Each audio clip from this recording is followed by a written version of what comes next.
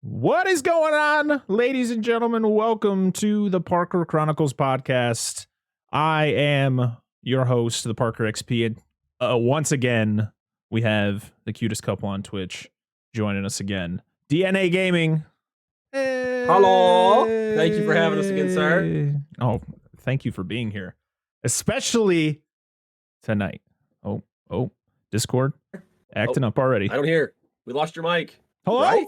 Hello? Oh my God. Discord acting all sorts of funky. Thank you again for joining me, especially tonight, to review one of the greatest films ever made. I have a hot take about this movie. Oh boy, this is going to be a good one. Later. If you didn't know, this is the Parker Chronicles podcast where we review, dissect, and rank your favorite film franchises. Unfortunately, this one is mine. Not this film exactly. Today, we are reviewing the infamous Jaws 3, or better known, Jaws 3D. Because yes, in 1983, they said, let's do 3D. Boy, oh boy, they did something. Yeah. The more D's you can have in a movie, the better. Oh my God. Ooh, this is an hour and a half you can't get back. You can never get this hour and a half back in your life ever. It's just whew. So we do, for the third week in a row, we are without Nemesis. He still has some finishing touches to his house. He doesn't have his PC set up, so it's kind of hard to do this without it. So he will be back for Jaws the Revenge next week. I hope so. I'm having refrigerator withdrawals already, man. I need my fix. His note to me, because we watched this together, was I can't get this hour and a half back. I lost an hour and a half of my life watching this film, and he stated it is probably the worst film he's ever seen. Whoa. Listen, wow. This movie. Well, let's start it off here with what we think of this film. All right, I don't even want to call it a film because film and this don't go together. When I say film, usually you think of something good. This is a movie. All right. What do we think of Jaws 3D? Go ahead. Oh, do I get to do it now? Yeah. Okay. Jaws 3 is the most stereotypically monster movie of all of these films so far. Like, it literally, like, by beat, you have the clear villains, you have actually got a couple, like, rude, I'm not gonna go into who it is, but a couple assholes. You got the main character and their love interest, and just beat by beat, like stereotypical monster movie. However, I will say I do enjoy watching this movie more than Jaws 2. Okay. Yeah.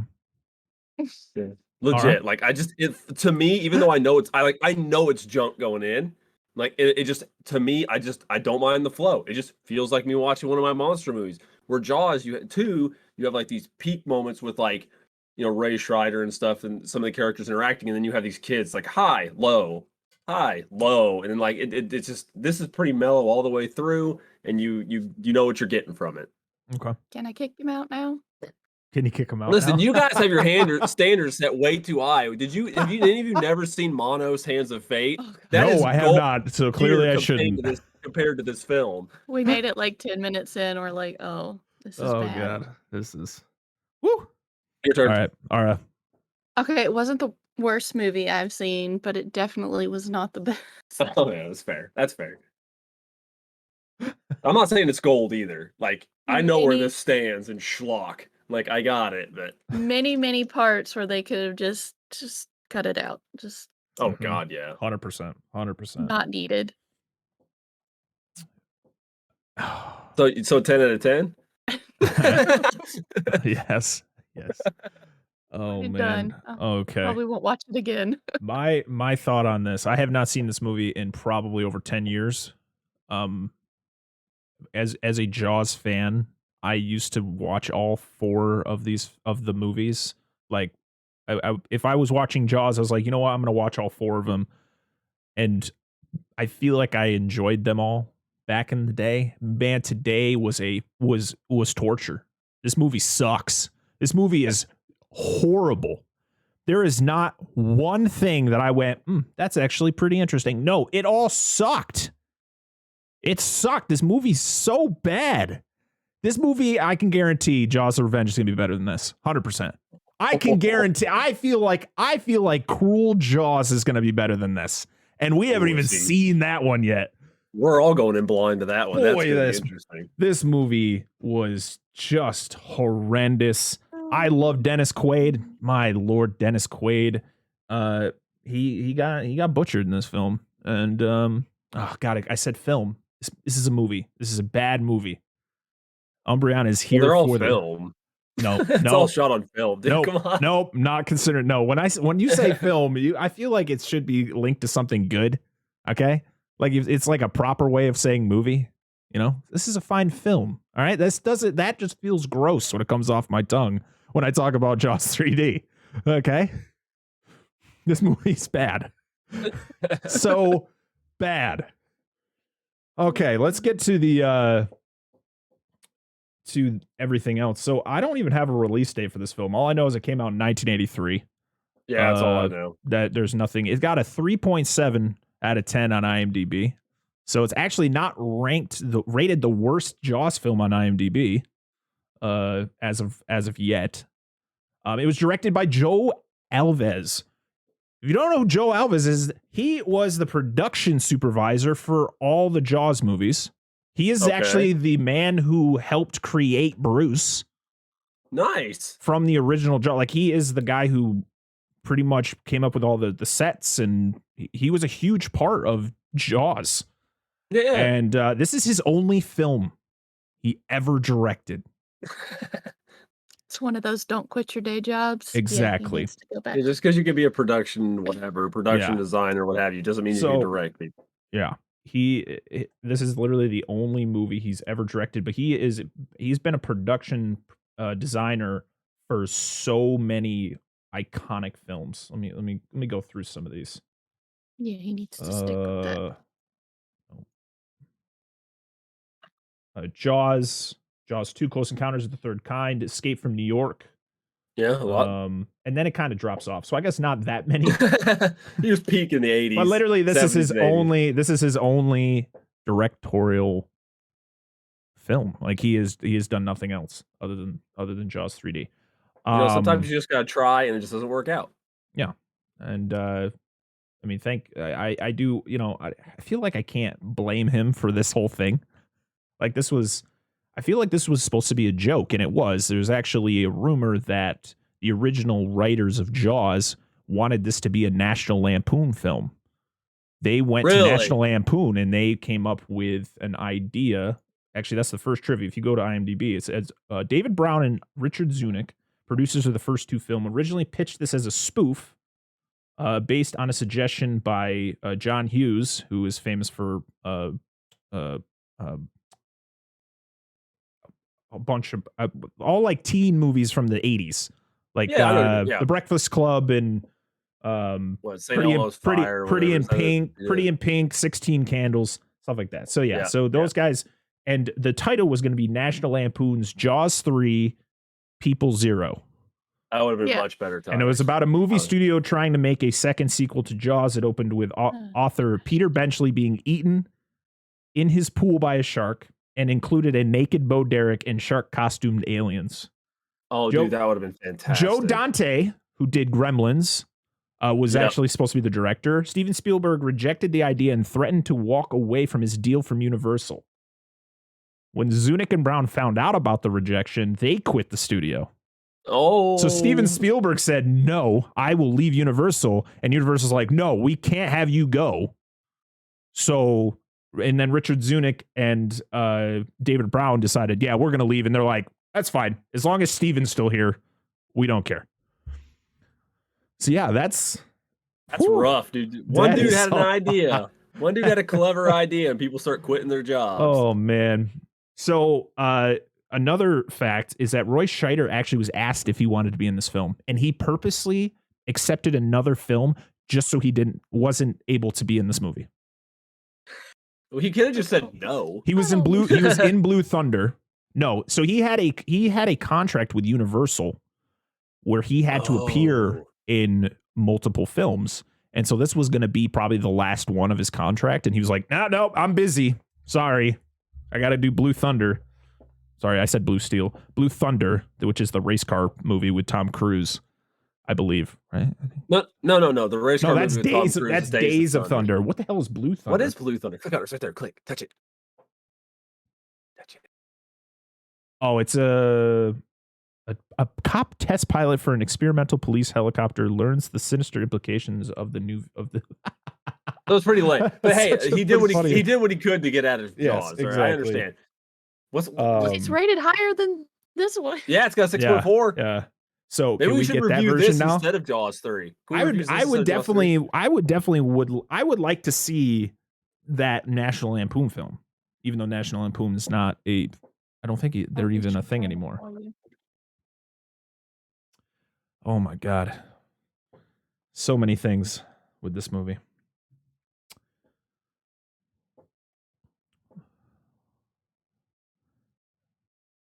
Dan stepped out. Audio listeners. Yeah, We're just waiting on him. It's okay. It's all good. It's all good. Victor has been gone all day and he just got back. And Dan locked the door and he couldn't get in. Sorry, son. You missed your curfew. He just showed up at our window. Can I come in?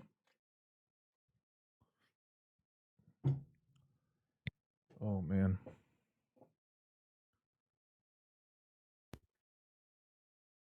And now a word from our sponsor. What's our sponsor tonight? H2O! Drink a lot of it. It's good for you.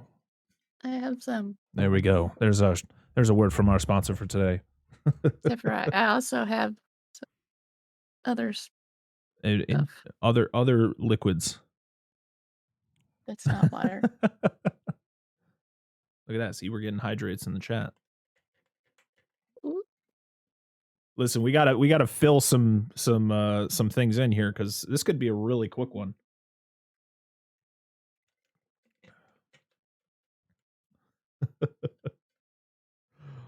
Oh man, Umbreon, have you seen this movie?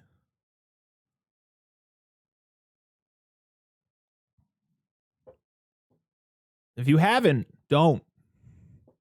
Or do whatever you want to do if you want to torture yourself.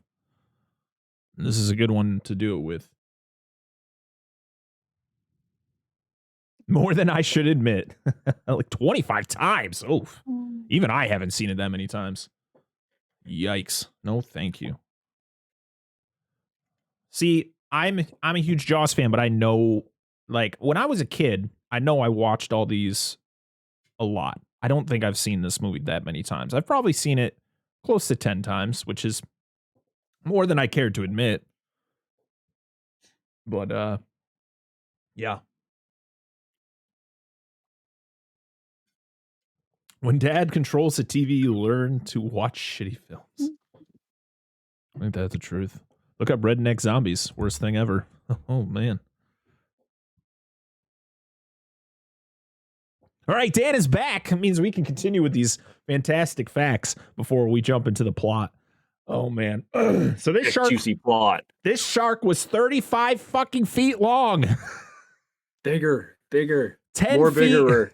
10 feet longer than the previous two Jaws. This was also Leah Thompson's feature film debut. Did not know she was in this movie. Mm-hmm. I forgot. Ellie. But yeah, she is. If you don't know who Leah Thompson is, she plays Lorraine McFly in the Back to the Future films. Yeah. Oh, she also plays it. Yes, hello. I know he was in there. I'm sorry. Keep going. Yes, with quotes. Plot. Yo, yes. Rudy, thank you so much for that 14-month resub, man. I just woke up now. How much did I miss? You haven't missed anything crazy. We're just going through some facts, talking about how much we love this movie. And I can't wait to talk about it some more. So this is the first Jaws to not be feature any scenes in Martha's Vineyard. which is where the scene where Amity is set. Yeah, there's just so many things. So many things. Yeah, I know it's because it's all like affiliated with SeaWorld, right? Like that's the big shtick of it. Yeah, it's Florida. You can tell, but there was a scene with a paramedic when they discover that guy's body. It says Florida on it. The suspicious buff man in the Speedo at the beginning. Yes, yep. Sydney, I think was his name. Was his name Sydney? Something like that. I don't remember. I didn't write his name out. I didn't.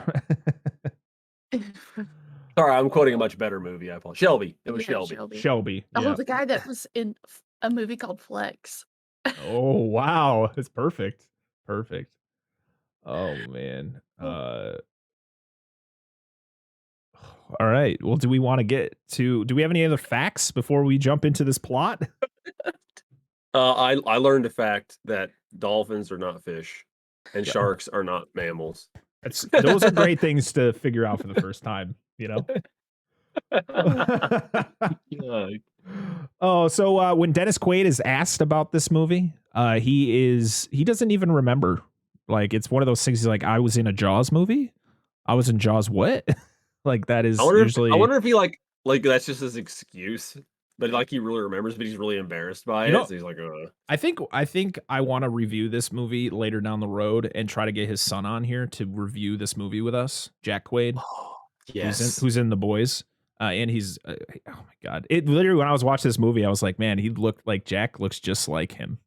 Yeah. It's crazy. Yeah. But yeah, I think he purposefully blocks it out of his memory. Like I mean, I would.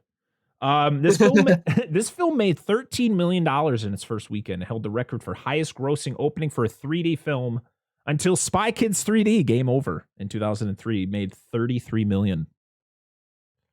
Well, that's good. Good run. Oh, I want to say something.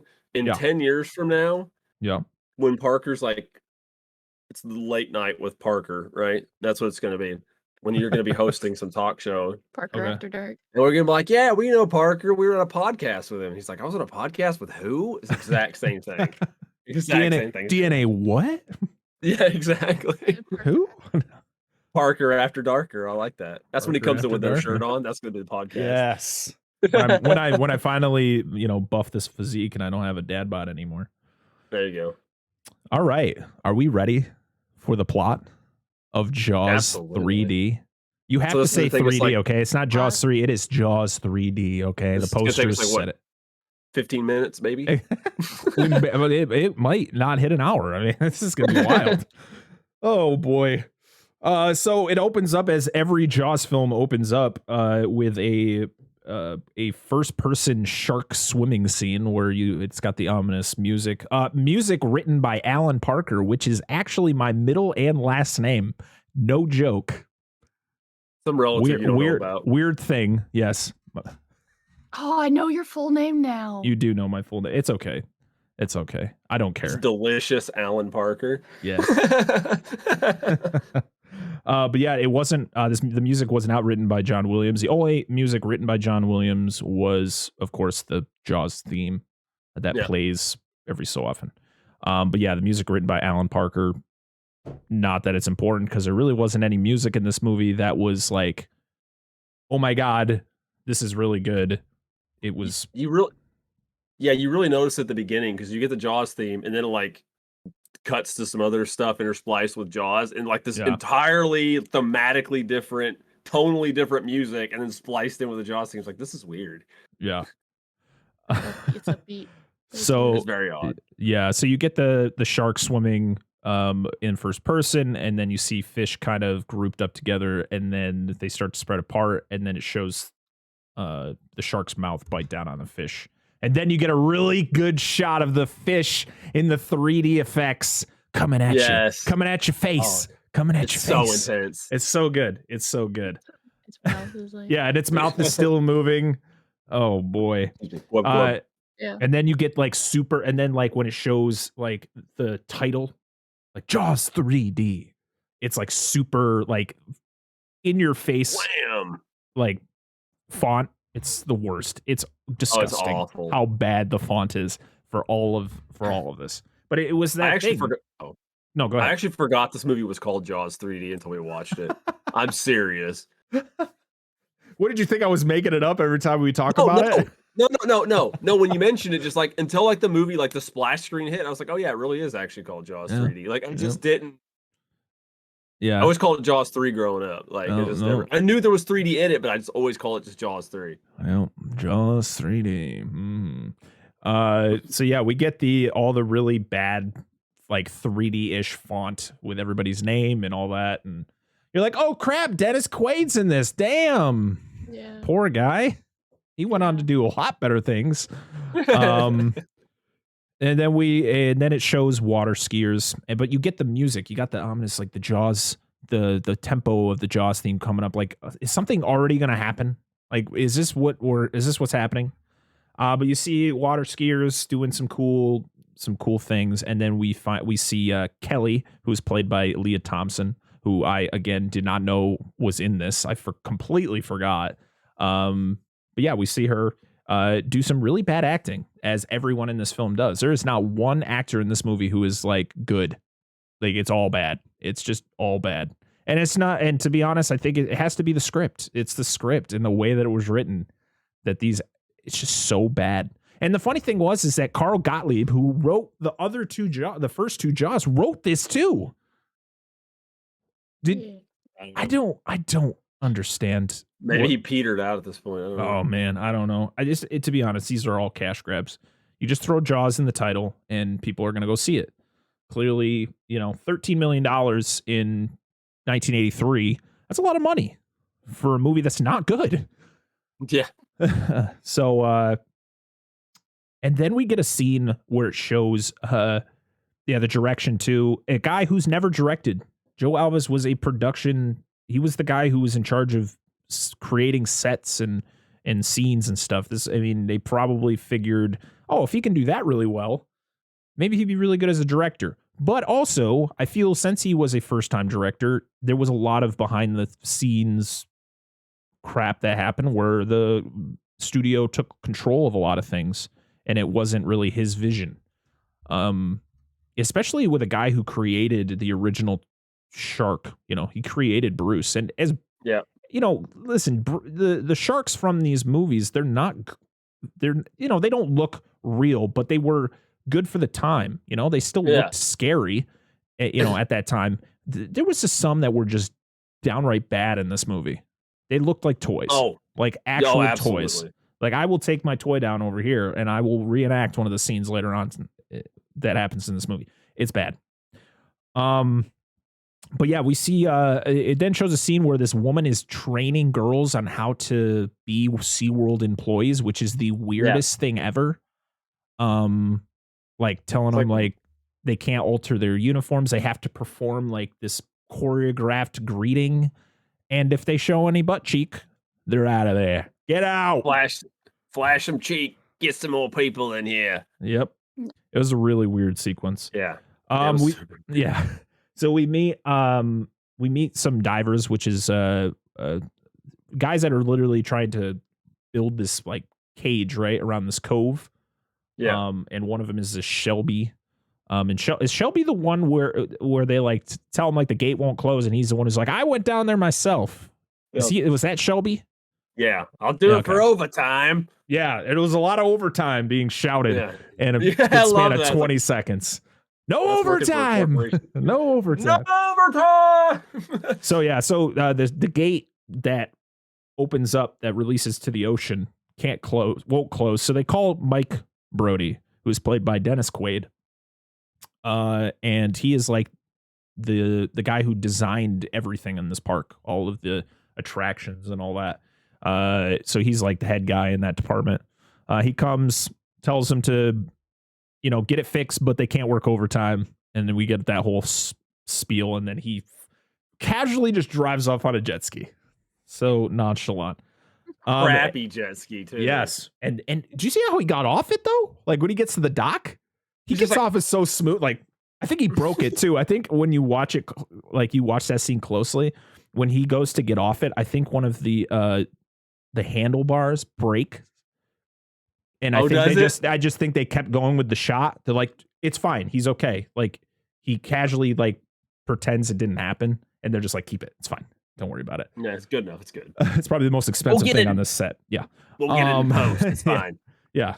So he gets off and he goes and meets his girlfriend, Kathy, who did you notice that Kathy looks very much like Ellen Brody?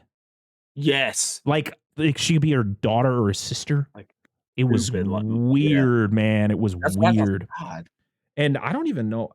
Whatever. For the next film, I don't remember if Kathy is even the one he's with in the next one, but we meet Kathy, who is Mike's girlfriend. She is a dolphin whale trainer. She's riding Shamu. Literally, they say Shamu. Yep. And she's riding Shamu around and doing trainer things that aren't done anymore at SeaWorld. There was a huge documentary about it. Go watch it. It's great. It's called Blackfish. It's very racist. Carry on. I'm sorry. I'm sorry, carry on. But yeah, so she's doing that. She meets up with him. They're talking about how Sean's coming, Mike's brother. Yeah, he's coming from Colorado because that's where he goes to college. Which we'll get a backstory of why he goes to college in Colorado later on. And then we meet I put him down as the egotistical rich guy. What was his name? I couldn't even remember his name the whole time. Crap, what was his name? The owner? Not the owner. No, it was the British guy. The British guy. Dude. Yeah. He likes to kill things on Philip. Philip T. Asshole. No, he had like a hyphenated last name or something like that. Philip Fitzroyce. Yeah, Fitzroyce. Yeah. So we meet him. He's that stereotypical, just rich dick. Like, I got great things I could do here. Let's do it. Sean also shows up. He's like a cowboy now. He lives in Colorado, so he's got the cowboy hat. He's got the cowboy boots. He is country. He's ready to go. Cowboy hat. Yeah. Yeah. Howdy, partner. Howdy, partner. God. And so then we get a night shot where Shelby is trying to tie the door shut with a chain. Why are you diving at night with no one around? Shelby, you're a dumbass. Well, I will say this, admittedly. Allegedly, they're probably aware of what's not in and out of the lagoon. And they probably assumed when the door was broken, nothing got in. So, like, nothing's going to kill him. They probably don't, like, normally wouldn't have any dangerous animals in the lagoon because it would kill. Because he was on the inside of the lagoon when he was shutting it and locking it. So. Right. I'm just saying, like, likelihood of there being a dangerous animal, like a shark. It's more of the safety factor, though. If something happens, they got to have somebody out there. There would need to be somebody with him. Yes, there should be two people at the gate, somebody diving, somebody supervising. You are correct. So Shelby's out there trying to shut the gate with a chain, and he turns around and he gets bitten. He gets attacked by the shark, and you get another awesome 3D effect of his arm floating towards the screen with the really awesome outline of the green screen or whatever they used for the effect. Is terrible. This movie, can I just state that this movie was shot so poorly? Like, what camera were you using? It was so grainy and just gross. We talked about some shots, like, there's some shots that look okay with the transfer, but there's some shots, like you said, they just look awful. And there's some shots where the people in the foreground are blurry, but the people in the background are clear as day. Yeah, it's like, I was confused. Did you not notice this? Especially when it was like like scenes where it was closer to the main characters, like it was more of a close-up shot, and they're blurred. I'm like, what happened? Like, what was going on, and who allowed this through the editing process? But I understand they were trying to do the 3D thing, and I know it was a new technology. You know, it wasn't something well known, so of course, that was probably a huge factor in it. Like, it was that 3D, you know, whatever they were doing to make that 3D tech or 3D look, and it just did not transfer well because not everything was 3D. I want to say this was the third time. Well, this isn't. We're up to the third time because 3D films, I believe, were also done in the 50s as well. they did 3D movies in the 50s and they did in 80s, and then we did like that resurgence in like the 2000s. It's Yes, again, with, like, nobody Avatar. cares. Nobody cares. Yeah, 3D sucks in my opinion. Yeah, I don't carry on. like I don't like 3D. I don't either. But yeah, you get the shot of the guy of Shelby's arm in 3D coming at you. Then we go to a bar where Mike and Kathy and Sean are hanging out, and I guess there's a game. I don't remember what the name of this game was that was being played, but Sean's like, I'm great at this game. Oh yeah, it was like Standoff or something like It was that. weird. It was so dumb. Oh my God. So he goes in there and we see Leah Thompson's character, Kelly.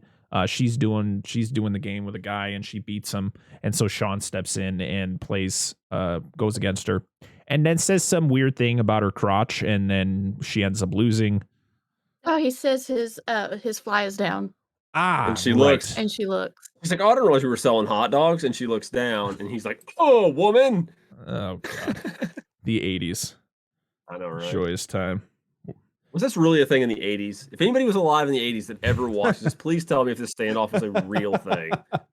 Because it's really stupid. Oh my God. It was bad. Especially playing in a bar. Like, and the funny thing is like he gets, he starts talking to her and then they get back to the table and they're like cuddling already. I'm like, all right, this went fast.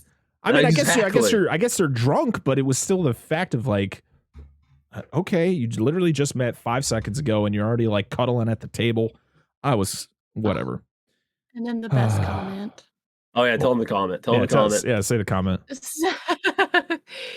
So Kelly says if he hadn't said the comment about the crotch comment, he wouldn't have won. And then Kathy's like, "What runs in the family?" It's like, oh my gosh. Yeah, apparently the Brodies are known Brodies. for flopping sausage or something. Brodies are disgusting. That's nasty. So then we get a scene of 2 guys just randomly breaking into the park. What were they doing? We were trying to figure this out. What were they doing? All I remember was get one of the good ones. Somebody in Florida is going to give us $200 or something. Like, I don't know what he was trying to get. I feel like they were trying to steal a dolphin. I hope you get more than $200 for stealing a dolphin. $200 for a dolphin? You know how much of a pain in the ass it's going to be to try to catch this thing? $200? I thought they were trying to get something off the sunken Spanish galleon. It's probably. I think that's what it was. I think that's what it was. I had no idea. That was. I don't know. It was it was so unclear what the hell they were doing. I was confused the entire time, even to the point when they die. I was like, I don't know what they were doing, but all right. It's cartoon level bandits. Right here. The funniest thing is when you watch it, the scene where they're going over the fence and he's like, be careful with the raft. And then the guy throws the raft down and it blows up. Yeah. They're talking to each other, but if you look at them, none of them are actually talking. It was all ADR. Yeah, that's awesome. That's like good. literally the guy, like nobody says anything in that scene, but there's voiceover of the guy like calling him an idiot and stuff like that. And it was hilarious. I had no idea. And then it shows Michael and Kathy walking the beach, and Mike is talking about pretty much kind of a rough breakdown of the events of. I don't know if he's talking about Jaws 1 or 2. Yeah, but he's talking about the stuff that went down in Amity, and talking about why Sean doesn't like the water. A traumatic thing happened to him, which I'm guessing it makes more sense. It being the events of Jaws 2 than it is of Jaws 1, because Sean was never in the water in Jaws 1. He wasn't really much of a character in that movie. No, where the second movie he was like trapped on the boat when the shark, he went through some shit in Jaws 2. So that makes more sense that that's what he's talking about. Yeah, Michael just bumped his head and couldn't act, so that was the only thing that happened. Oh my God. See you later. Bye. I mean, they saw that, were like, we need to get an actual good actor or subpar actor to fill this guy, and they got Dennis Quaid, and I was like, okay, at least he did something right, even though he really wasn't that great. So yeah, they're talking about that. And I put in my notes, Kathy looks like Ellen Brody. It's so weird, man. It's so weird. It's very weird. The guys on the boat. One of the guys goes over. He dives down. I guess he's going to the ship, to the sunken ship that's in the middle of this cove. To get stuff off, and he gets attacked by the shark. And then it shows the other guy trying to like pull up on it on the line, and he gets ripped off the boat. Like he just gets completely ripped off, and then the boat just gets pulled down. Like it was like the shark said, "Oh, we got both the guys now. I got to make sure no evidence. There is no evidence of these guys That's here." exactly what I just said. takes the boat down with it. That's why I said, why did he eat the boat? Why? I said he's got to cover his ass. The only thing I gosh. thought was interesting, it's not really clever, but I just liked how they did, was the fact like the guy's underwater and you see his light and then you just don't see his light anymore. I was like, Yeah. oh, Yeah, you yeah. kind of know what happened there. But then the boat just disappears. And you're like, okay, I guess that was necessary. The shark is literally making sure there's no evidence. Kelly and Sean are fucking around on the beach, and Kelly like coerces Sean into the water, and they're about to get it on until Kathy's like, "Oh, that's Kelly's boat, or Kelly's boat. That's Kelly's car. Oh, Yeah. they're down in the beach. Let's go mess with them." Ziggurat, welcome in. Hello, Hey. Hello, hey Doug. I know who that is. It's Doug. Doug. Welcome in, Doug. So they're like, oh, we got to go mess with Sean and Kelly. So they go down to the beach and they start messing with to be honest, I thought I liked this. This was actually like, oh, okay, this is playful. It didn't need to be in the movie, but it was still like a haha. This is lightened funny. it up a bit. Yeah, you could, So yeah, they mess with him. Sean finally gets in the water, and Mike is like astonished because he's literally just told Kathy about how he doesn't go in the water. He's pretty much, yeah. And so, that happens. And then we go to the next morning where, Kathy and Michael and Sean, they're all like out of sorts. And there's just a dog on the counter eating its food. Yeah. Like, okay. Sean is hungover to shit. Like he is like, he wants to go back to bed. And to be honest, he doesn't have a job. What is he doing there? Just go back to sleep, man. Get out of here. You're not cowboy stuff. Yeah, you're not working right now. And the one thing when we were watching this, Kathy walks over to Sean and she's talking to him and she takes a piece of bacon off his plate. And my brother's like, man, no one is coming over to my plate and taking a piece of bacon. I can't stand that. Vultures. Of all things, you could have took a sausage. You could have took anything. No, you took my bacon. Oh, we're fighting. I don't care. We're fighting. No, I hear. Don't take my bacon. This is one scene I want to talk about because obviously nobody's like, this is no stellar acting in this, but obviously Dennis Quaid's the best actor of the bunch in this entire film. But I didn't mention to Angela, I thought Dennis Quaid and then whoever played Sean, I can't think of his name, actually had pretty good chemistry together. Yeah, as like brothers. I can agree for this type of film. Yeah. Yeah. Putch, John Putch. Yeah, John Putch. Bess Armstrong, who played Kathy, I didn't hate her. I thought she was good. She's fine. Yeah, I think that like Dennis Quaid and her, I think they had good chemistry for what they had. And the John Pooch who plays Sean, he was pretty decent. And they're passable. Like nothing great, but it's fine. Yeah. How many sequels? So there are 4 mainline, in quotations, Jaws films, and then there is a 5th unofficial Jaws movie called Cruel Jaws, which I didn't know about till 2 weeks ago when Dan told me, which now will be included in our watch and rank. Oh boy, that'll be fun. That is one I have never seen, where I have seen all 4 of these before many times, but I've never seen this Cruel Jaws. Never even heard of it. So Jaws 3 is going to be put on a plinth after that movie. Oh no, I don't know Jaws about 5 that. Is so it's going to be so bad. Oh god, I mean, this movie will be tough to beat for worst Jaws, because I feel like I'm going to enjoy the revenge way more than I enjoyed this. So we meet. So then we go to Kathy, who is training dolphins. What were the dolphins' names? Cindy and Sally, Sandy, which are real dolphins that do live at SeaWorld. Well, one of them does. I think one of them died. But like I think the other one is like 50 years old or something, which is crazy. And is a male, not a female. Is it? And its Oh. name is Capricorn. Oh. Yeah. Apparently they're like one was a male, one was a female, right? Or are they both males? Well, it didn't say. So we were talking about one of the, I don't know which one was which. One Yeah. of the dolphins looked like it had a rough life. Yeah. Like it looks I agree. scarred up. Yeah. But I was looking through the trivia and it didn't say anything Yeah. about it. So. Yeah, I said the female dolphin called Sandy in the movie is really a male dolphin named Capricorn. He lives currently in Discovery Cove, which is owned by SeaWorld Orlando, and has interactions with Nice. guests, like giving them rides and doing tricks for them. Capricorn is 50 years old. Capricorn comes up like, hey, beautiful, come over here. I'll Yeah. do some tricks for you. Yeah, It's exactly. like smokes too. Oh man. So yeah, she is training the two dolphins and training them to like do certain things, like go away and do flips and stuff.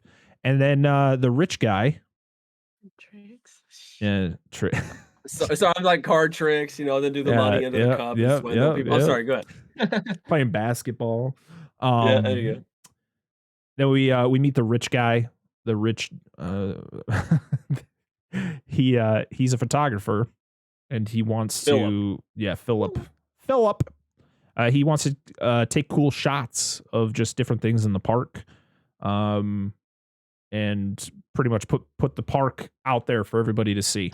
Of all the cool things they're doing there. And he hits on her. He asks her to go to dinner. And what does she say? What is the? Oh man, it's a like good that's one.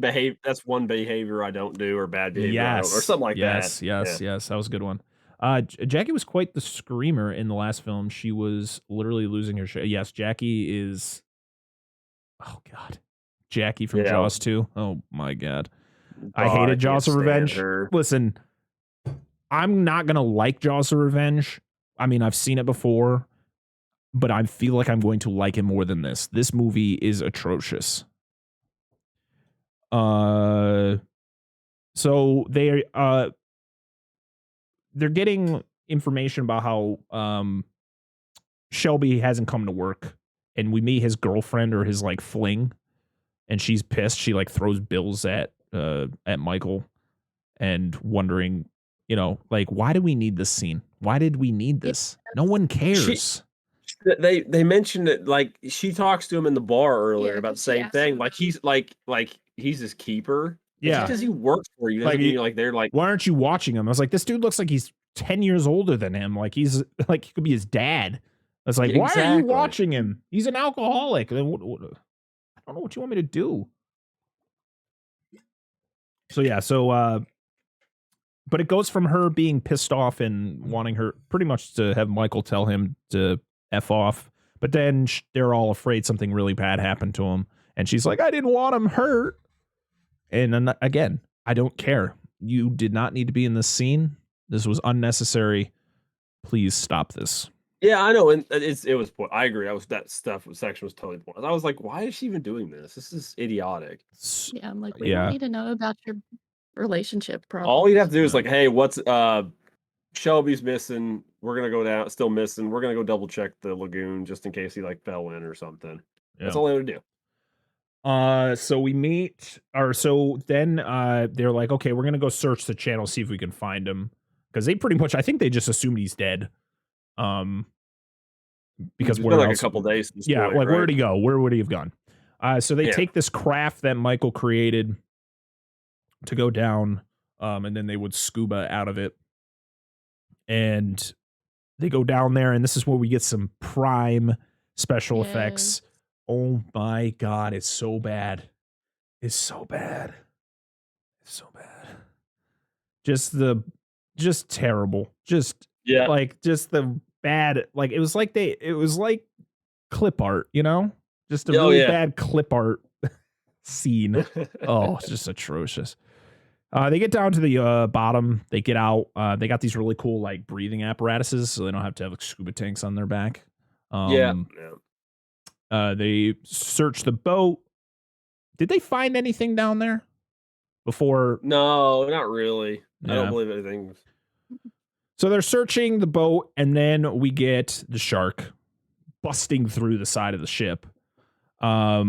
And oh man, flashbacks. Michael getting the flashbacks. You know, he's experienced this before. He's got to get. Yeah.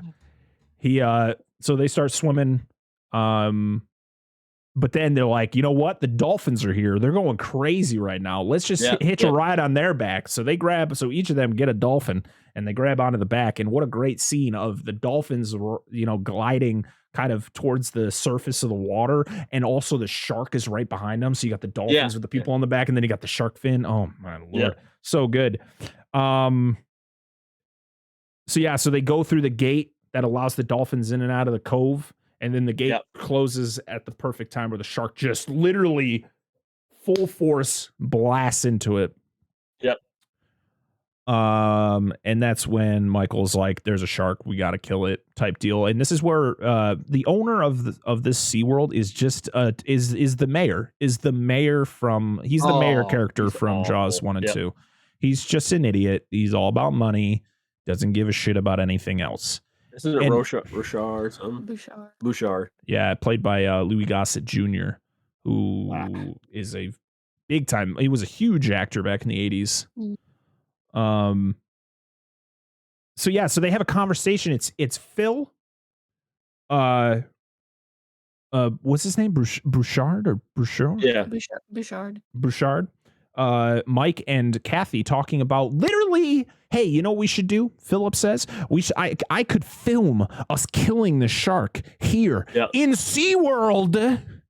Yes. A place where we get to witness the majestic ocean life. No, let's film a shark getting murdered.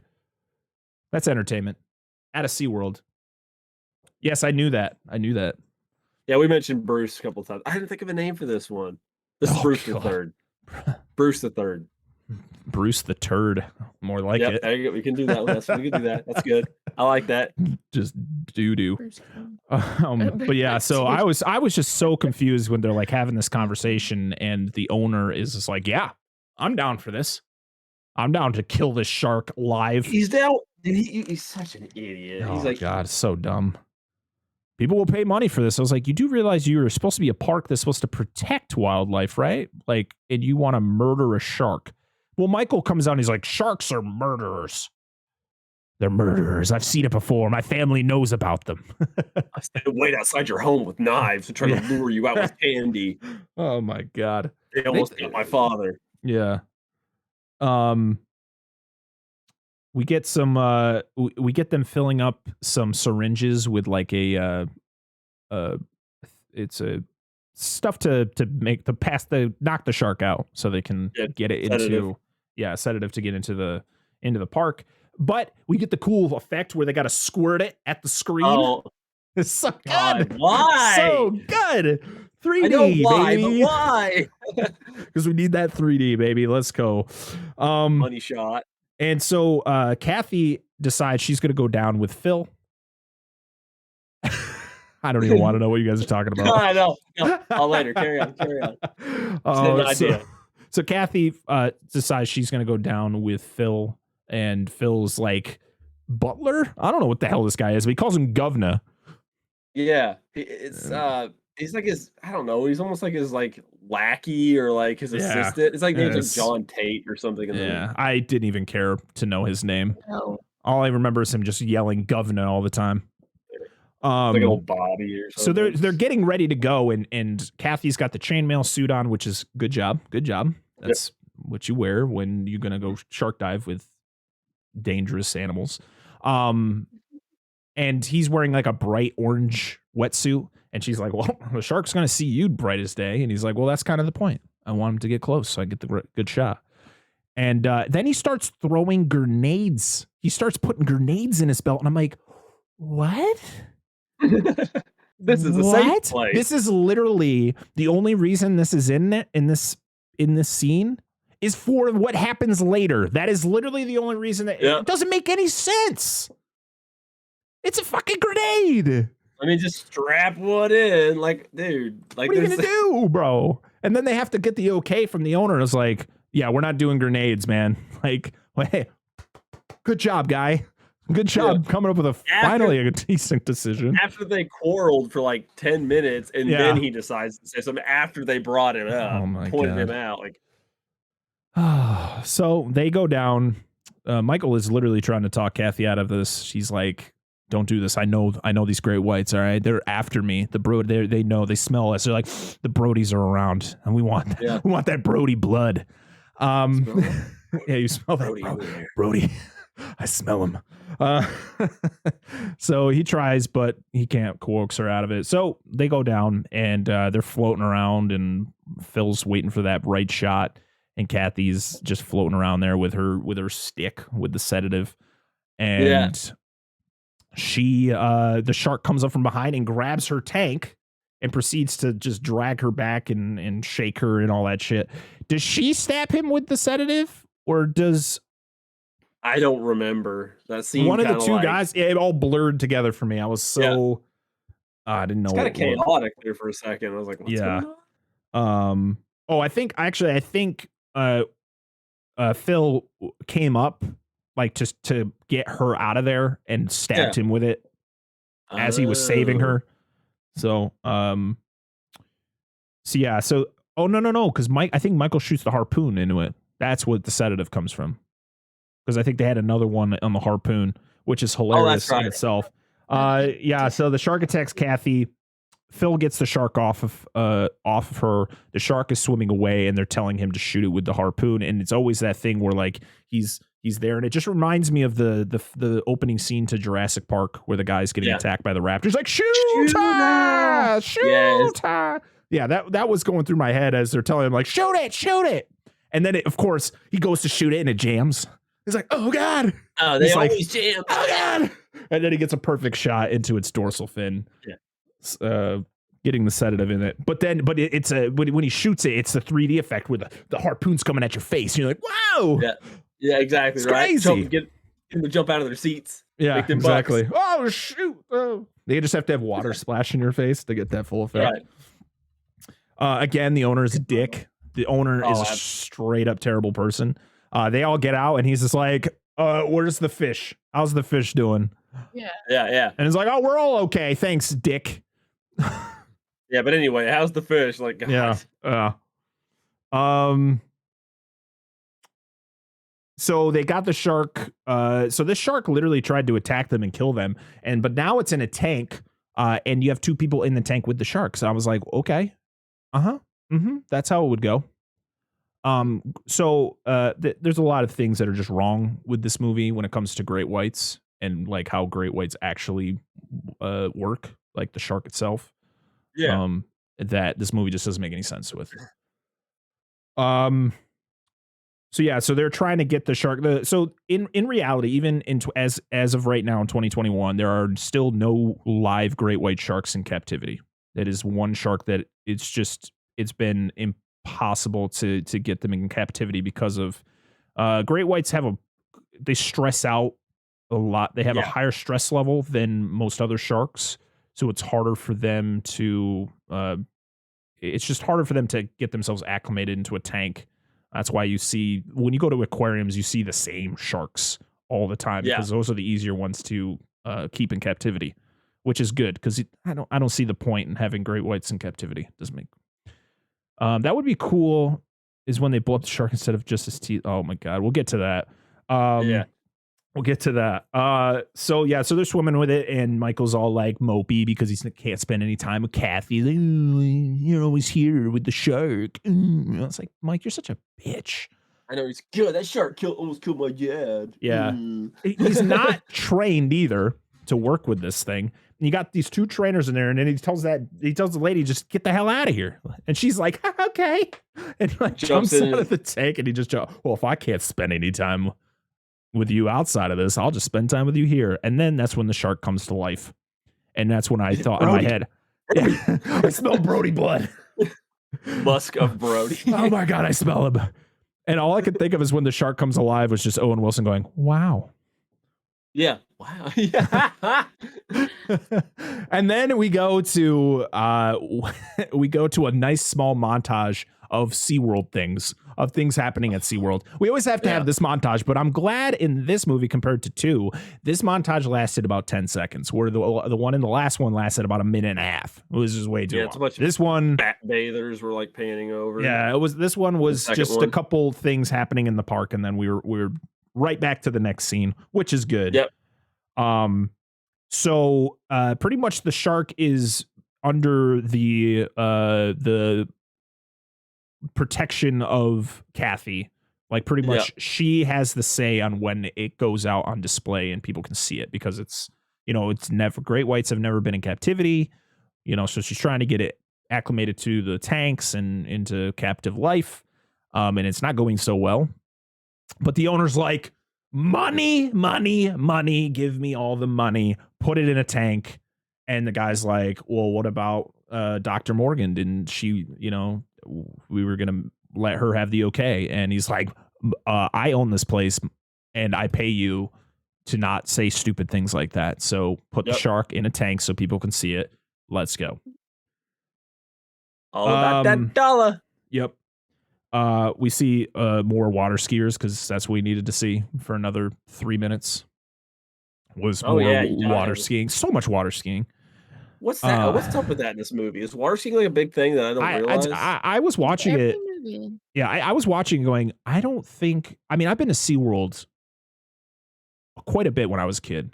I don't think I ever went to a water skiing show, because who cares? I went there to watch Shamu and the dolphins and go through the cool tunnel that's got it's the cool, tank that's got all the sharks and the sea and the stingrays and all that stuff. Yeah. And a lot of people walking around with their shorty shorts, because it's the 80s and that's just what you do. Oh, of course. And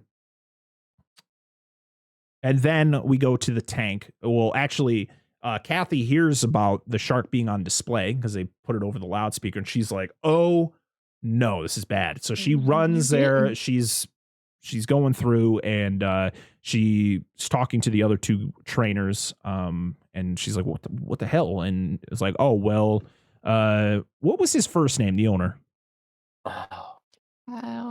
Kevin or Calvin? I think it was Calvin. Calvin. So they're like, yeah, Calvin said to put the shark in the tank.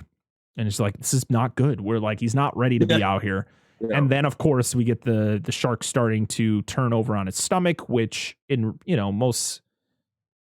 reality, when a shark, spins over on its back or on its stomach, it's usually because it's dying or dead. Yeah. Like if you buy a goldfish and the goldfish, ends up being upside down in the tank, it's dead. But in reality, you can actually put a shark into, I think it's called Chronic. Oh God, what the hell? I can't remember what it's called. But you can put a shark. It's like a thing where you rub its sensory nodes that are on its nose. They're very strong, so if you rub it, you can actually get it to like go to sleep. You're talking about the ampullae of Lorenzini? Yes, that gotcha. That big word. Yeah, I know what you mean. But yeah, you roll them over and you rub that. It's almost like a kind of like a catatonic state. Yeah, because it like messes with all their sensory, like all their senses, so it kind of like puts them to sleep. But that was, that's something that was discovered way later, and it was like 25 years later. That's when they figured that shit out. Where this thing is dead. So Kathy jumps into the pool. She goes over to try to get it back to life, trying to get it to swim around, and it's too late. She gives up. It's dead. So sad. Flush it down the toilet, the biggest toilet they got. Yeah, literally. So the shark dies. She gets out. Shark. Yeah, and Phil's like, oh, tough break. And she's like, well, go take your pictures, dumbass. Yeah, exactly. Pretty much. What was he trying to prove following him? Like, I showed you. Like he was trying, like I feel like it was one of those things where he was trying to like be like, hey, I'm sorry. But it was more like just him being a asshole, but subtly. Like he was just like, tough break. But like really soft and trying to be considerate, but he still is a dick. He just comes off that way. Yeah, 100%. So Sean meets up with Kelly after she does her show. And this is just showing that, listen, Leah Thompson is a fantastic actress. She was not fantastic in this movie, but it was her first movie, so I will give her a pass. because she goes from 0 to 100 in a split second. Like, she gets off the show. She looks like she's exhausted, but she's like, are you ready to have fun? All right, let's go to the bumper boats. And you're like, whoa. Like, Yeah, and Sean's like, you are bumper just boats. Bumper boats. This sounds terrible. Sean is just not about any of this right now. He just wants to get some from Kelly. All right. That's all he cares about. He doesn't give a shit about doing anything else. He should have got a lady inland. Like, Yeah. just go to Nebraska. You're the farthest from any major body of water at that point. Yeah. So the reason, in this movie, Martin Brody is still the chief of police in Amity. His parents still live in Amity, but they sent Sean to Colorado to go to college because he doesn't like the ocean. They wanted to get him far away from the ocean. And yeah, so that's pretty much it. Mm-hmm. So Sean and Kelly go to the bumper boats. Then we go to the underwater exhibit. We see these 3 girls going through, and they get attacked by like the interactive things on the wall. What? Like, why? Like that eel comes at. Yeah, and then the tentacles like wrap around this girl. Like, imagine if it like went too high, smacks this girl in the face, like causes some damage to her eye. A lawsuit happens to SeaWorld. Like, this is a bad design. It probably should not be happening. Terrible. But we move on. We go. These 3 girls. We continue with these 3 girls going through, and then it shows the window where they're looking out the window. And then we see Shelby's head float up. And it's not just his head. It's his head and his shoulders. Like, it is. Head and shoulders. Yeah. Not sponsored. So, yeah, we see that float up and everybody's, and everybody's screaming and gets the hell out of there. Why does the girl's face get pushed against the glass? Oh my God. It makes no sense. It's so dumb. Here's the thing. For every one of these movies, they have to have that guy or person that's getting pressed into something. The first one, it was the guy who was like in the sand, like getting trampled by people as they're running out of the water. I don't remember what happened in the second one. Yeah, but this one was stupid. This was just another one of those, no. They literally like face planted her into the glass. It was such a gentle push, though. Yeah, that girl just did not have a good time.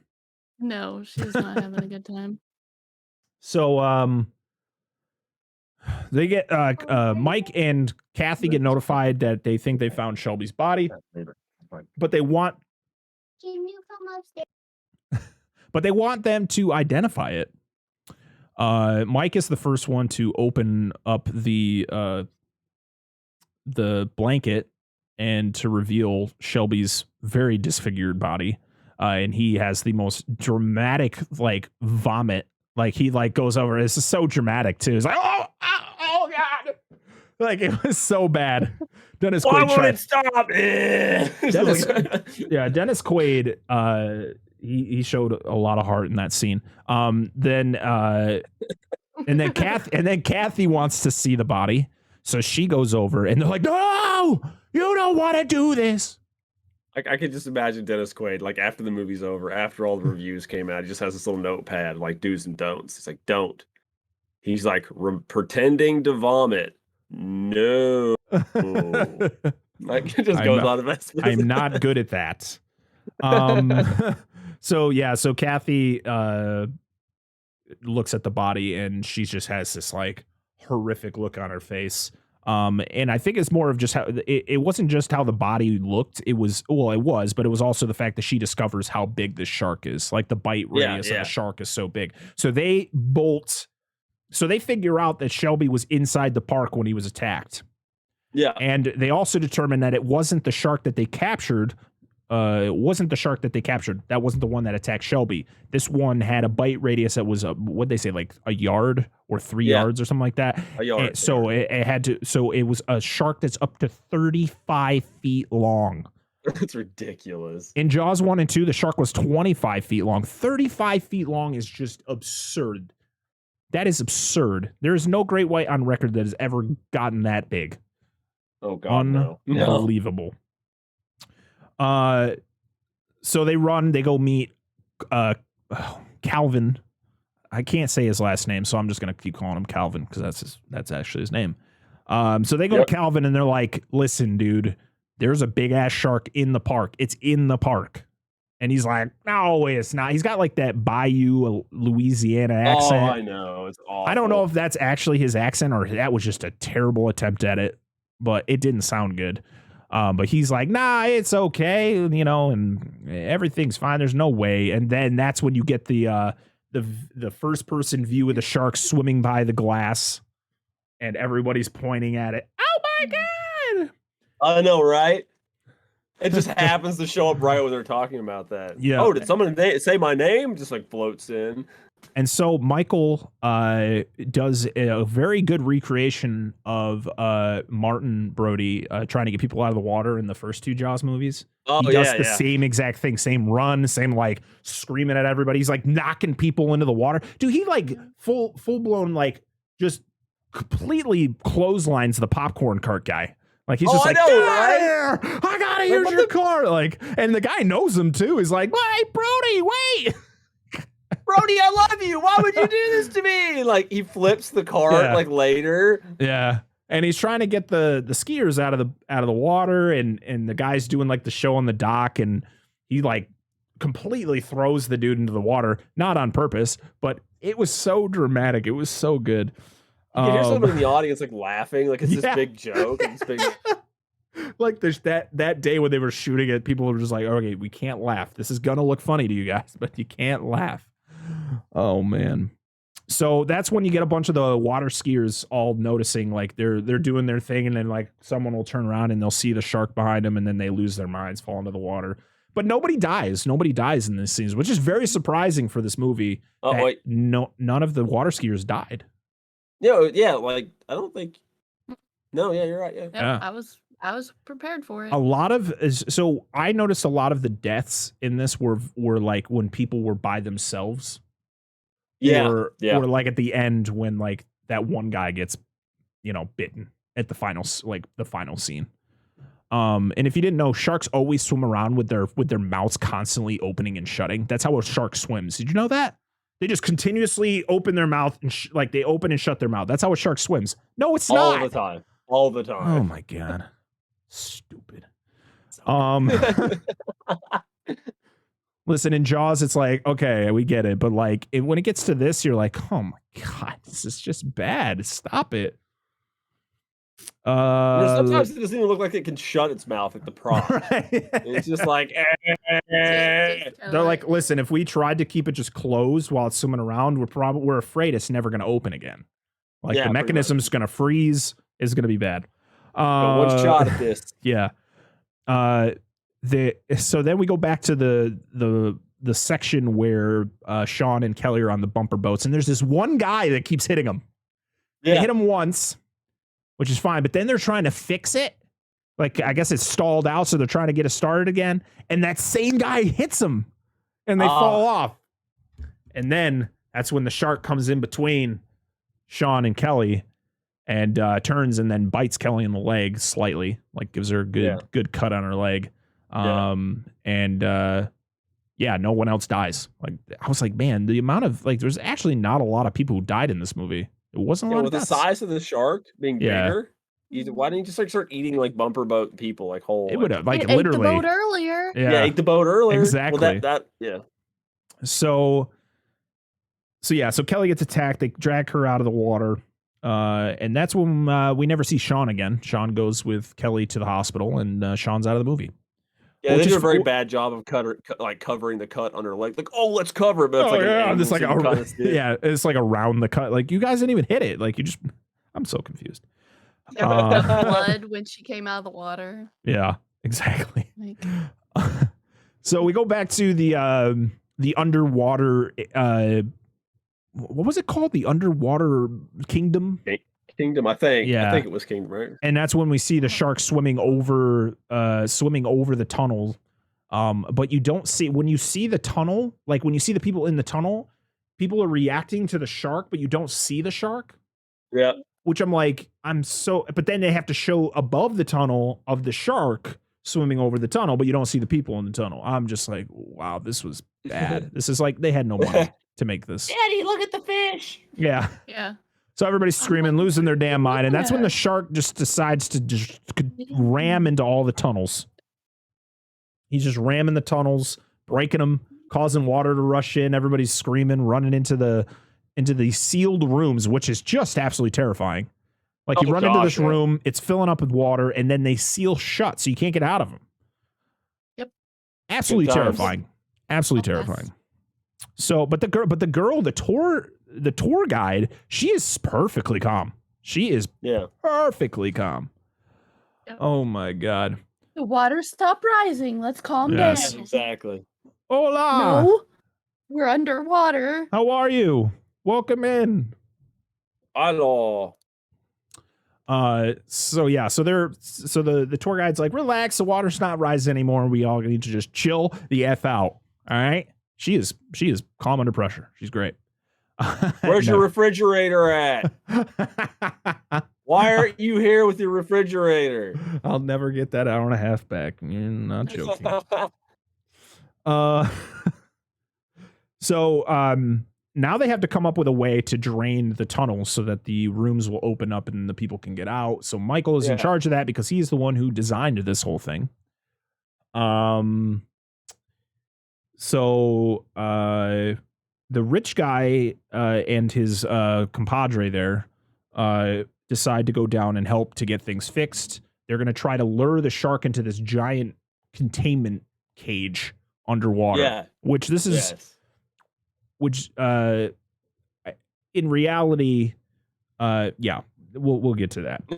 So they go down there, and the guy starts banging on something he starts making noise to attract the shark to swim into this cage. They get him into the cage. But does Phil get trapped in there with it? Yeah, Phil, I think John like gets out of the way, and like Phil is like pulling the line through to lead it in the other side, and you're supposed to pull out on the other side. Yeah. Okay. Something like that. Yeah. It's a horrible plan. I mean, it's a horrid plan. Yeah, because he's like 2 feet in front of the shark's mouth. Yeah, and the shark is swimming so slow. So slow. I know.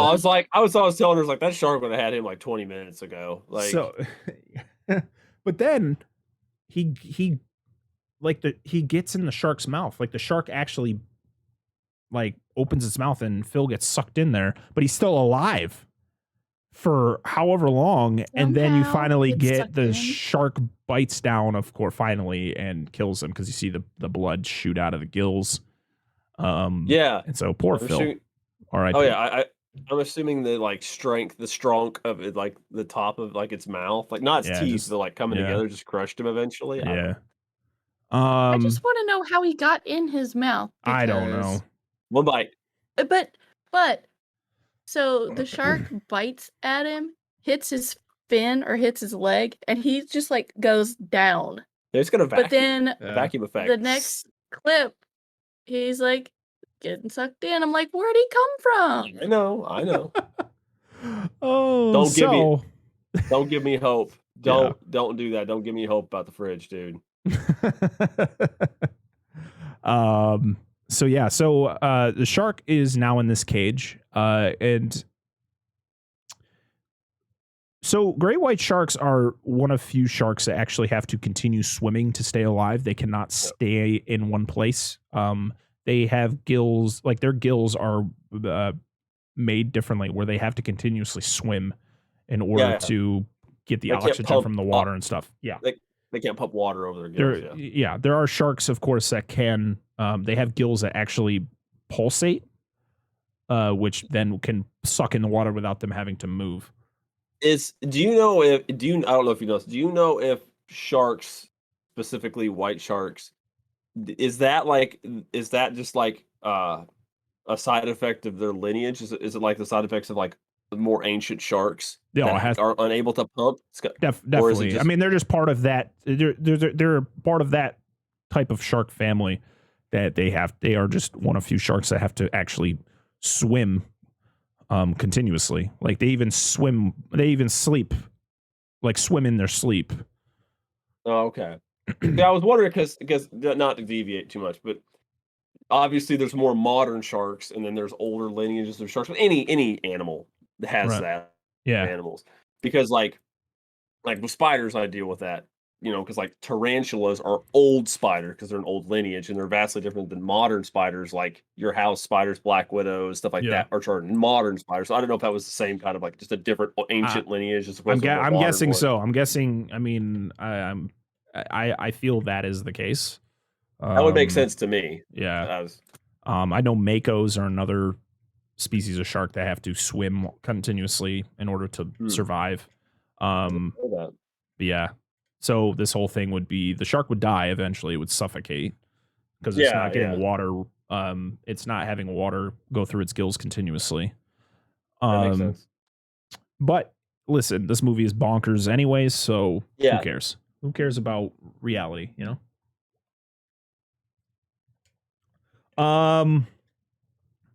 So then Kathy goes down after this. I don't remember what the hell she was doing. Oh no, she was going to get Mike because actually Mike goes down with Phil and his buddy there because Mike has to go weld the tunnels back. And he's got to fix what the damage the shark did. Kathy goes down to get him, but the shark breaks out of containment. Yes. And proceeds to chase Michael and Kathy to the containment area, which is in like the watch, where the big giant room that has the big window. They can watch everything happening. Yes. Oh, with the best special effects ever. You need to do it, man.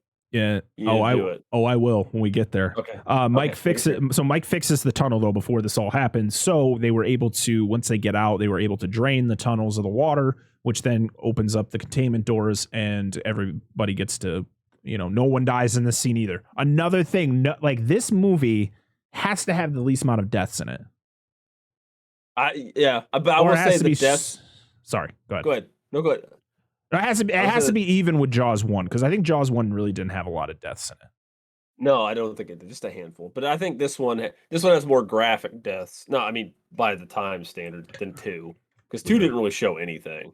No, that was definitely it definitely censored a lot of things, which was weird. The dolphins proceed to attack the shark, jabbing at its gills and poking it in the nose and pissing it off, which dolphins actually do in reality. Yep, that's true. Dolphins are very, very smart animals. Sharks don't mess with dolphins very much. Then, chat, we get one of the best scenes ever filmed ever. And I'm going to anyone who's watching this live, you get to watch this in real time. Okay, I'm going to reenact this scene. Do it. Listen, this is probably going to be better than what you watched in the movie, okay? All right? You ready here? You got to be really scared, okay? All right, so the shark is literally just slowly coming at the camera. It's coming at the camera. Oh my God, terrifying. Oh my God. No joke. Nothing moves on the shark. The tail doesn't move. Nothing moves. So literally what you're seeing me do right now is probably what they did in 1983 when they filmed this movie, just holding this and then they just kind of green screen themselves out of this. But the shark just coming. Yeah. There you go. Best scene. And then they had to do slow motion of everyone in that room screaming as then it hits the glass, and it's the worst glass break effect ever. Yeah. It hits the glass. Go ahead. Doesn't it feel too early? Like the glass is too far from the screen? This is so bad. I'm glad I'm not the only one that thinks that. It's so awful. It's so bad. It hits the glass. Chat, if you don't, I don't recommend anyone watch this movie, but go look this up on YouTube. Just look up this scene.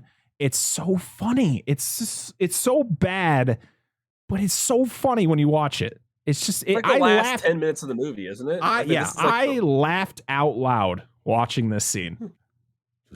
It's just bad. So so the shark breaks in, starts flooding the whole place, and the one guy who was in the room, who I guess was the nephew of Calvin. Didn't he say nephew? Yeah, because he's called. Yeah, he's like, hey, nephew. Nephew. Yeah, and then he dies. I was like, really? Couldn't Calvin die? Like, oh. I laughed so hard when he died. He was like clearly a man. Oh my Lord. His arms. No, because his nothing moved. Like his legs and his arms were just like just You horrific. can hear him like scream underwater. Yeah. Oblivion, welcome in. Oh man, I'm glad you enjoyed that reenactment. Oh, that scene was the best. Could have never been done better. I couldn't agree more. But yeah, so that guy dies. The unnamed. I called him the unnamed man because he just was called nephew by the owner of the park. Yeah. Rich guy's dead body is still holding on to the grenade. What? Yes, in the mouth. What? Yes, it's so good. Like, how is he eating anybody? It's stuck in your throat. I don't know. So Michael and Kathy are swimming away. They're trying to get out, but they're like trapping the shark in. And so the shark is stuck in the side of the goddamn thing. This is what it looks like from our view, okay? Just flapping its damn tail. It's not moving, so it's killing itself pretty much. Trying to get to them. We see Phil's body still in the mouth of the shark with the grenade outstretched in his hand. And Michael grabs something. I don't know what it was, but he grabbed something. And he like bends it with his knee. He's yeah. Like, yes. Oh, that my strong. My stepbrother sit next to me, and I completely missed this part. I was writing a note for for this great movie. And he's like, yeah, that's realistic. Brett, just going underwater, just bending a pipe with your knee. Angela said the same thing. I was like, oh. So he does that, and he's trying to reach with this metal pole to grab onto the pin of the grenade. And he finally gets it, and they hide under a desk. Yeah. Yeah. And the shark backs itself out and then blows up in 3D. And you get a beautiful blood it floats up, but then you get the 3D effect of all of the different parts of the body, and then the two pieces of the jaw form perfectly on your screen in 3D. This is so for the last 2 weeks when I've been making grenade comments, this is exactly what I was talking about. Oh my god. The whole time. Yeah. Building up to it. Yeah.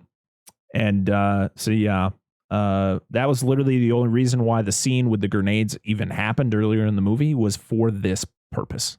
Because it had to get to this. They knew it was ridiculous, but they had to have it for this final scene. Michael and Kathy then go up to the surface, and she is very concerned that the dolphins are dead, but they're not. They come out, and we're like, "Yay, the dolphins are alive!" And then we get the worst, my god, scene ever, where the dolphins are jumping and in real time, which is cool, but then they had to get the dolphins jumping at the same time, but which was a terrible special effect. They mirrored one, flipped it. And it was supposed to be like a frame of it was like Michael and Kathy framed between the two perfect dolphins. And the dolphins are like yellow. Yeah. Like they're almost like yellow. They got a yellow hue to them. Oh my god. Who's like, this is it. This is the way we end this movie. Yeah. And that is it. That is it. That is Jaws 3D. Holy crap. That was painful. That was very enjoyable to go through, but it was painful to watch. Okay. This movie, I will state it again. This movie sucked. Oh my god. I think it will stay last. I really have a strong feeling that the next two are definitely not as bad as these, but I've been wrong before. Hey, I know how Jaws 4 ends. All right. Keep going. Oh man. I'm just trying to see if there's any other cool facts. Oh, in one of the remade shots, when the shark explodes, some of the entrails that fly out of the screen in 3D are actually a brown leather ET doll. Interesting. Really? Yeah. This is the only Jaws movie not to be directly made by Universal Studios. Really? Is it because the SeaWorld tie-in? Probably. Shay, this is the perfect movie. You totally want to watch this. If you're down with crap, this is the one to watch. Yes. If you're into bad movies, watch this movie at least once. Yeah. You will laugh. I laughed a lot watching this, like out loud, because it was so funny. It's the kind of movie you want to watch with people that are just want to watch that kind of movie. It's a good time. Oh man, I can't wait to watch Jaws Revenge. It's gonna be so good. Oh man.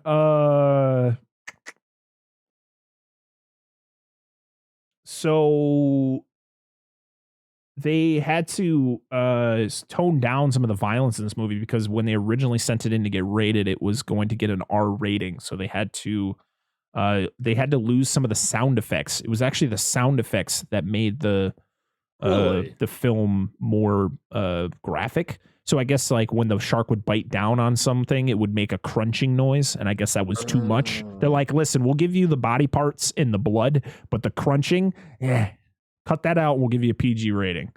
Dial back on the Snickers bar. Yeah. One of those people that can't stand people eating chips or something. Yeah. Like I don't get that, but whatever. I mean, the movie I was much more violent than the second one, I think, but so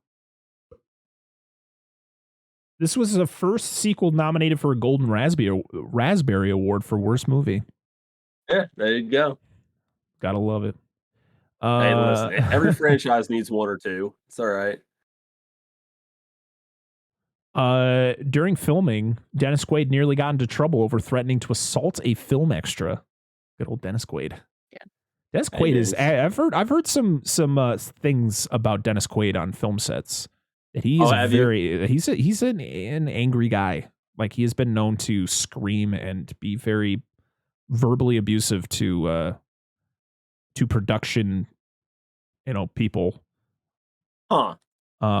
Yeah. I don't know what movies, but I've seen a couple clips of him during like filming of him just like going off on somebody.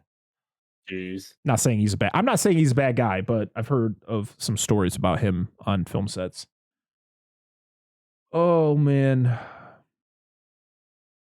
trying to think here. What do we got?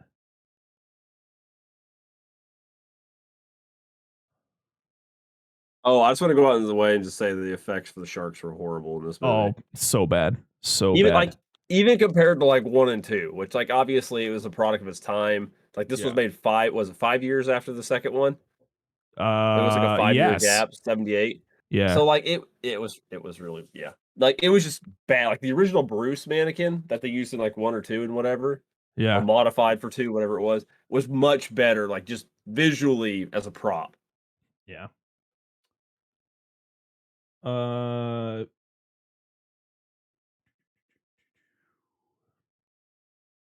So literally another continuation of the Brody family. The Brodies, Right? well, the Brodies in Jaws, they go hand in hand. So if Cruel Jaws does not have any Brody reference, even a reference, I'm gonna be upset. Yeah, no, absolutely. Oh man! And a final fact: the only Jaws movie in which the shark's death occurs in the deep and not on the ocean surface. Oh yeah. Oh, interesting final fact. Yeah. And that is it. That is Jaws 3D.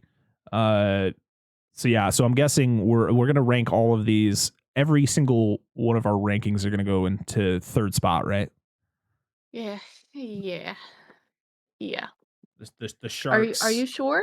No, seriously, like legit, like as a movie as a whole, yeah, it's worse than the second one. I just enjoyed watching it more than the second one. The second one just had too much tonal spike. This one was pretty constant, throughout.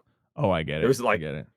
You knew what you were getting when you go into this one. Like 2 was like, a bunch of the original cast. You're like, and you're like, yeah.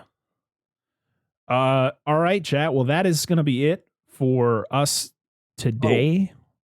Here's my vision of this movie. This movie is about a mom that wants to go to a nice place, have a kid. It's like a nice daycare area for the kid, and they get brutalized. It's all like no, it's not I'm just kidding.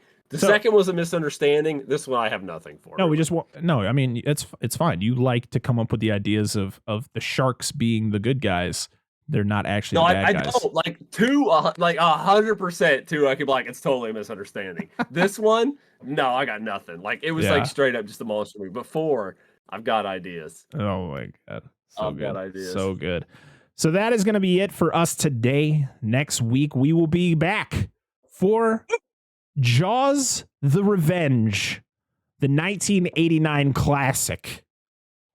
It's another 6 years for this one. They just keep getting longer apart. I think it's 1989. It could be 88. Let me look. I don't know about classic. You don't have me hyped for this Oh, one. actually, I'm sorry, I was wrong. 1987. 1987. Oh, okay. So But I do have to shout out though the filmmakers for going, you know what? We know this movie's probably not going to be very good. So we're going to make them short. This one was only an hour and 40 minutes, and Jaws: The Revenge is only an hour and 29 minutes. Really? Well, dang. Really? That's what I told Angela. Like, we got to get back and watch this movie because we were doing stuff. I was like, how long is it? She's like, an hour and 39 minutes. I'm like, yes, it's short. We can do this. Yeah. But man, I'm excited to rewatch Jaws: The Revenge. Jaws: The Revenge, the first Jaws movie to be rated PG-13. Because it was after the after PG-13 actually came out. Yeah, a classic, exactly. Oh man, look at the cover for Jaws: The Revenge and tell me that is not a cool cover. If it's not better than 2, I'm quitting. Tell you right now. I mean, it's better than this one. Yeah, it's not bad. I like that. Yeah, it's cool, right? This time it's personal. Yeah, that's right. That's right. Oh, This always makes me think of the NES game. Jaws: The Revenge always makes me think of the NES game. Right? I think it was probably made around that time, right? It was. Yeah. It was. Yeah. So that's it for us here. Next week we'll be back Sunday, 8:30 p.m. Eastern time to do the review of Jaws: The Revenge. Will it be worse than Jaws 3D? You'll have to see to find out. As for me, I am the Parker XP, and over there is DNA Gaming joining us once again. 7 straight episodes. The unofficial co-hosts of this show. If we keep going, we'll be in it longer than his brother. That's true. That's very true. So yeah, they will be back for next week's show. Nemesis should be back for next week's show. We'll finally have Nemesis back on the show as he is finishing up getting his house all ready and squared away. We're excited to have him back to talk about this. You know, he's coming at right at the perfect time. You know, we got Jaws 3D out the way. Man. This is where it hits hard with Jaws: The Revenge and then Cool Jaws. I'm excited. Also, we also are going to be trying to figure out what the hell we're going to be doing for our next review series once Jaws is over. Because we only have 2 more weeks of Jaws in review, and then we have to come up with something else. And we're not doing Jurassic Park in review because we're gonna have these 2 back for Jurassic Park in review. They don't know it yet. Well, they do know it. In a way. I thought we were here for all of this at this point. I mean. No, we'll give you guys a break. Come on, you guys can. It'll take a couple weeks off to actually enjoy the show as viewers. Like I swear, next. Let's get a couple weeks off. Okay, I swear, whatever series starts next, like it's gonna get ready. Like, oh, dude, I need you guys on. You know, Nemesis's fridge is on back order. He can't be here. No, I'm just kidding. I will stop the fridge thing. 100%. Yes, Mario Van Peebles and Michael Caine. It doesn't get any better. And Lorraine Gary is back. Yes, the original wife of the original Ellen Brody from Jaws 1 and 2. She's back for this movie, and she must have got paid a lot to come back. Because oh boy, you're in for a treat, chap. When is Jaws in space? Oh boy, can they just leave it alone? No, I loved one of my favorite things. One of my favorite throwbacks is definitely when you watch Back to the Future 2, the Jaws 19. Yes, with where the shark 3D shark comes out and like eats Marty. So good, so good. All right, well that's it, chat. Thank you so much for joining us again. I still have my let's recreate that scene one more time for you. Oh, whoa! I am the Parker XP. That is DNA Gaming. This was the Parker Chronicles podcast. Thank you so much for joining us. Hope you all have a wonderful night, and we'll see you again soon. Bye.